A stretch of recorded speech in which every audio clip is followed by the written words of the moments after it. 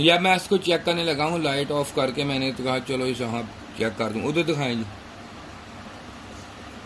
ये लाइट देखें शो हो रही। ये मैं जब लगाऊंगा ना ऐसे सिर्फ वैसे शो होगी, मीटर नहीं हिलेगा। इसका मतलब ये है कि ये इसमें वोल्टेज चॉपर पे करंट आ रहा है, इस बार ये होता है इसका मतलब।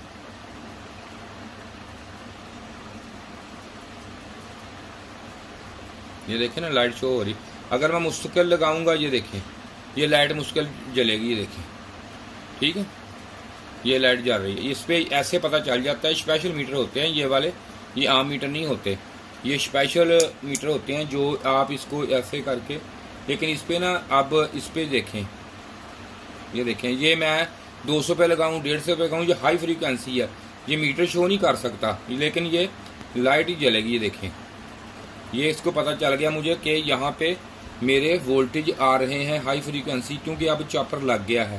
ये देखें अब उल्टा लगाऊं या सीधा लगाऊं, दोनों पे वहाँ चेक कराएं, दोनों पे प्रॉप पे ये लाइट शो होगी। ये स्पेशल मीटर होते हैं जो इसको चेक कर सकते हैं। ये आम मीटर का बस का रोग नहीं होता ये चेक करना, ये स्पेशल होता है मीटर। इस पर आप चेक कर लें इस तरह, तो आपको काफ़ी रहनुमाई मिल जाएगी।